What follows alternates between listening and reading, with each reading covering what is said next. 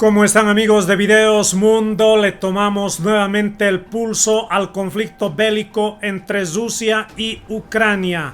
Esta situación se está agudizando, intensificando. Recordemos que en las pasadas horas se informaba que Ucrania nuevamente había utilizado los misiles balísticos proporcionados por Estados Unidos para lanzar ataques sobre territorio ruso.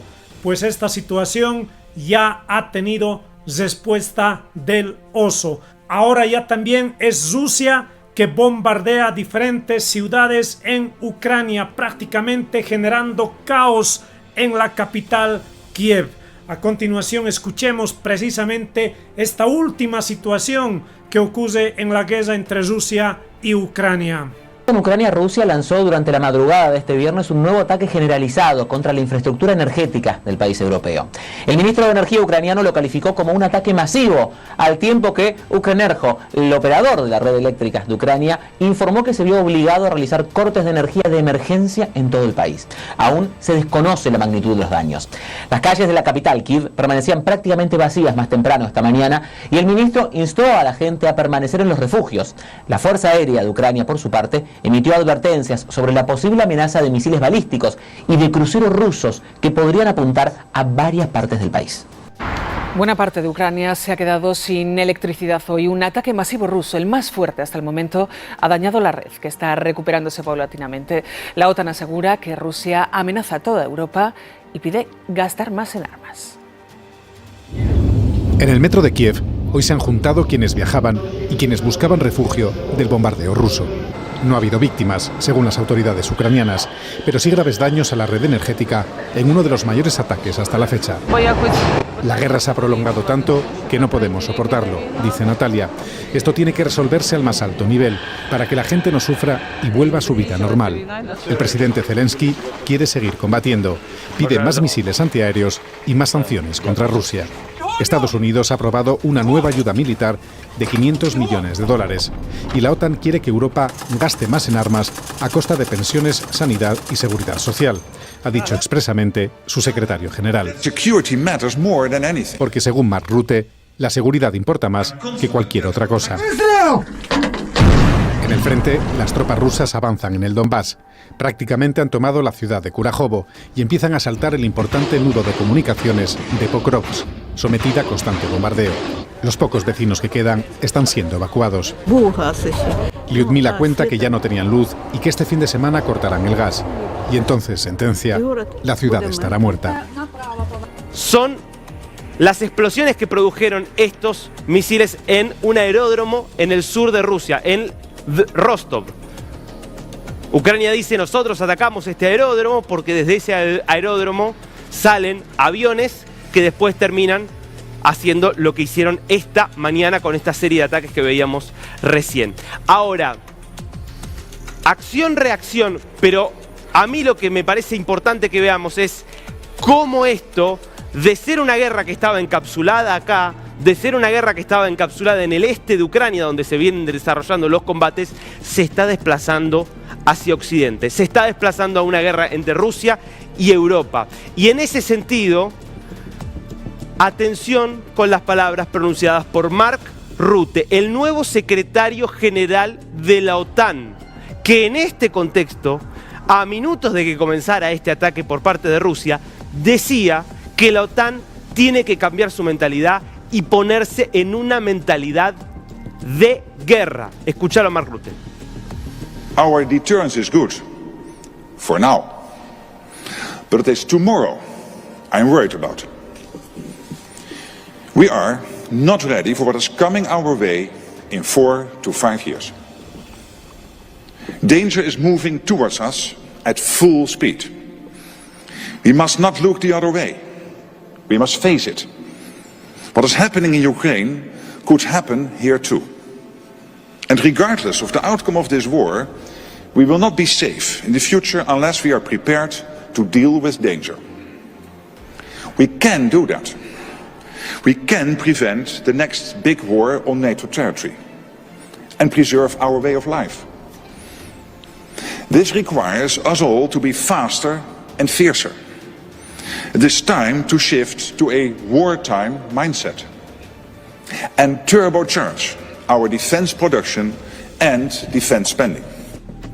Bueno, estamos hablando del secretario general de la principal alianza militar del mundo, la alianza contra la que Rusia dice que está dispuesta ahora, por el cambio de su regla nuclear, a utilizar incluso tal vez armas nucleares para atacar a la OTAN, y lo que dice es, sí, efectivamente, tenemos que prepararnos para la guerra y tenemos que aumentar el gasto en defensa. Bueno, yo te voy a mostrar un mapa que muestra el gasto en defensa de los países de Europa, que es el principal foco de conflicto respecto de cuánto gastan en defensa, y efectivamente gastan muy poco si uno lo compara con Rusia.